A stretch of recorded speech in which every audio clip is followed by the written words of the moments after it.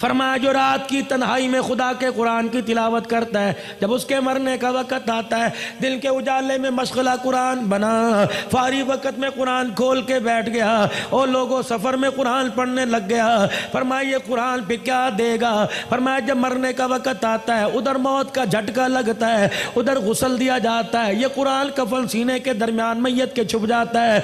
जब कब्रिस्तान में लेके जाते हो कुरान साथ है, जनाजा पढ़ाते हो कुरान साथ है, जब कब्र में उतारते हो कुरान साथ है, जब ऊपर तख्ते रख के मट्टी डालने लगते हो कुरान उसके सीने में से निकल के सराने खड़ा हो जाता है। उधर मेरे अजीजों अल्लाह अकबर, मुनकर नकीर कब्र के अंदर आए, कुरान कहता है खबरदार हिसाब ना लेना, इसके साथ में आया हूं।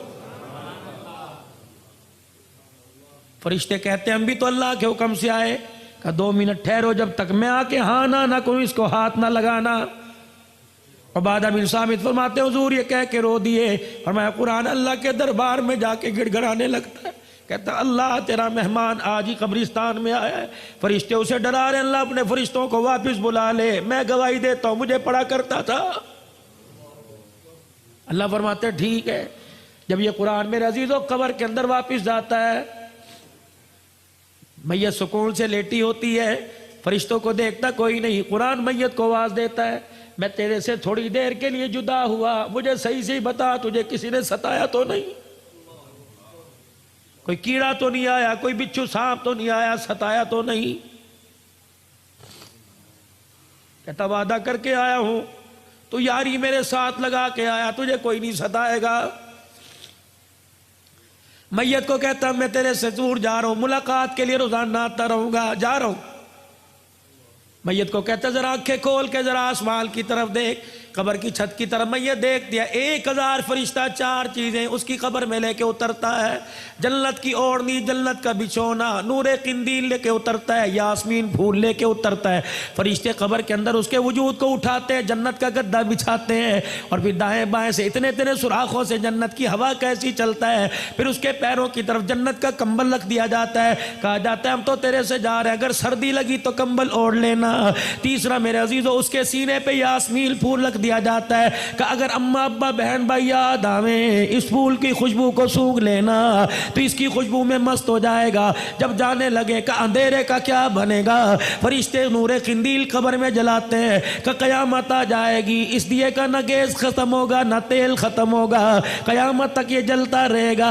अल्लाह अकबर। जब कुरान पाक उसकी कब्र से जाता है, कहता बेफिक्र होके सो जा, खुदा से वादा करके आया हूं कयामत की सुबह तक तुझे उठाने भी कोई नहीं आएगा।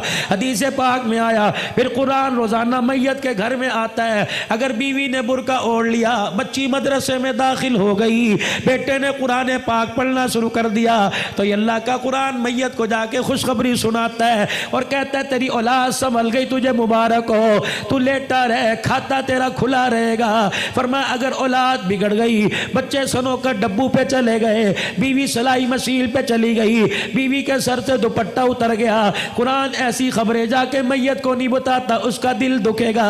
साहबा कहने लगे या रसूलल्लाह फिर क्या होता है। फरमाया घर की बेबरकती को देख के कुरान घर वालों के लिए रोजाना दुआ करता है।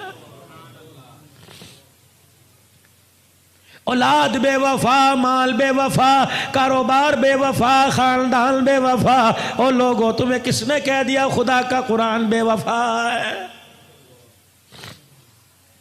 कयामत के दिन अर्श अजीम का मालिक ऐलान करेगा कहां हैं लोग कुरान वाले। फरिश्तों को ऐलान होगा और मेरे फरिश्तों जाओ कुरान वालों को तलाश करके लाओ। परवरदिगार आलम के हुक्म पे फरिश्ते कदम उठाएंगे, फरिश्ते मुड़ मुड़ के देखेंगे क्या हुआ। या अल्लाह कुरान वालों को तलाश करके लाए, इनकी निशानी क्या।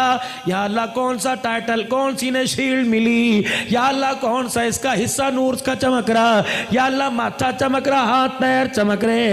या अल्लाह जिस सीने में कुरान था वो चमक रहा है। इलाहुल आलमीन। यहाँ तो हज़रत आदम अलैहिस्सलाम से लेकर जनाब काली कमली वाले मोहम्मद अरबी सल्लल्लाहु अलैहि वसल्लम की सारी उम्मतें खड़ी हैं। इलाही तेरे कुरान वाले कौन है। सुनो अल्लाह फरमाते हो फरिश्तों मैदान माशर में जितने मर्द और बूढ़े बच्चे खड़े हैं, हर एक के मुंह को सूंघते रहो, जिसके मुंह से मुझको अंबर की खुशबू आ रही है वही मेरा कुरान वाला।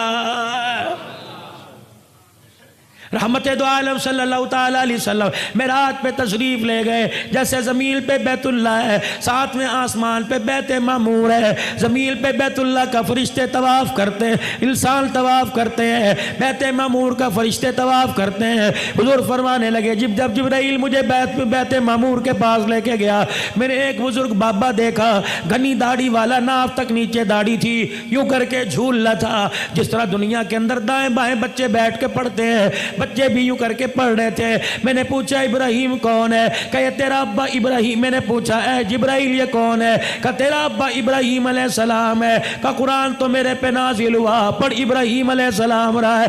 ये बच्चे कौन है? नबियों की औलाद है। ये बच्चे कौन है? यूसुफ की औलाद है। ये बच्चे कौन है? नूह की औलाद है। कौन है? का नहीं नहीं, दुनिया के अंदर हुजरा शाह मुकीम में बच्चा कुरान पढ़ने गया, 10 पारे हो गए, पढ़ता पढ़ता फौत हो गया। अब्बा कहता काश कुरान का हाफिज बन जाता। जा मोहम्मद उस दुनिया के अंदर जाकर उसके बाप को मुबारकबाद देना जो बच्चा कुरान अधूरा छोड़ के आया, 7वें आसमान पे इब्राहिम उन्हें कुरान का हाफिज बना रहा।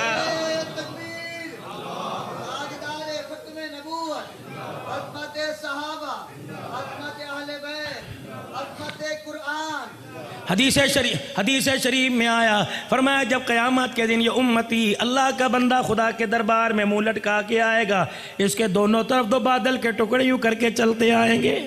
अल्लाह फरमाएंगे शर्मिंदा क्यों होता उतने तक। जब यूं करके देखेगा उन बादल के टुकड़ों में से नूर बरसने लग जाए। जब छम छम उसके चेहरे पे गिरेगा परेशानी खत्म होगी, दिल पे गिरेगा खत्म होगी। कहेगा अल्लाह भाई की शक्ल नहीं, यार की शक्ल नहीं, दोस्त की शक्ल नहीं, कौन है? अल्लाह फरमाएंगे एक तरफ सूरह बकरा है, दूसरी तरफ सूरह आले इमरान है। याद कर रमजानुल मुबारक में तूने ख़त्म किया था, तूने एक मरतबा तिलावत की, इन्होंने भी वादा कर लिया था क़यामत के दिन जब कोई साया ना होगा हम साया करके तेरे सर के ऊपर आ जाएंगे। भला जिसके सर पे कुरान का साया हो खुदा उन्हें जहन्नम में कैसे डाल सकता है? फरमाया लोगों रात को इशा की नमाज के बाद सूरह मुल्क पढ़ लिया करो। फरमाया जैसे कब्र में जाता है सूरह मुल्क 2 परों के अंदर लपेट लेती है, फरिश्तों से कहती है ना सवाल करना, मुझे पढ़ा करता था, मैं ज़ामीन हूं।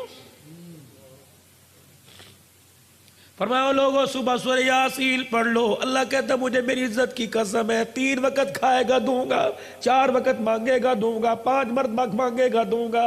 जो सूरह यासीन से दिल की इब्तदा करेगा मौत तो आएगी, उसके रिज़्क़ में कभी थोड़ नहीं आएगी।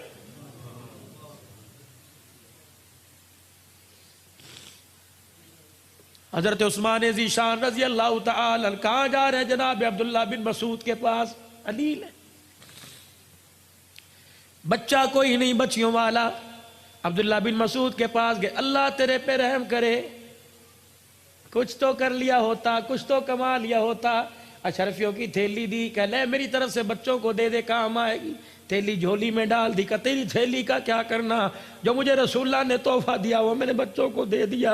मैंने अपने बच्चों को सूरह वाक़िया याद करा दी। मैंने कहा मेरे बच्चों मगरिब की नमाज के बाद तिलावत करना। कमली वाले ने फरमाया जो सूरह वाक़िया रोजाना पढ़ेगा मौत तो उसके घर में आएगी, रिज़्क़ की थोड़ कभी नहीं आएगी।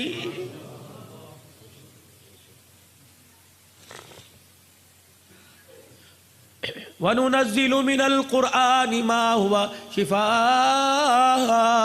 वजीफ़ा ले लो, अगर किसी को कोई बीमारी हो, मर्ज़ ला इलाज हो, अकीदे के साथ करे, 7 मरतबा दुरूद शरीफ पढ़े और 7 मरतबा सूरह फातिहा आमीन के साथ पढ़े।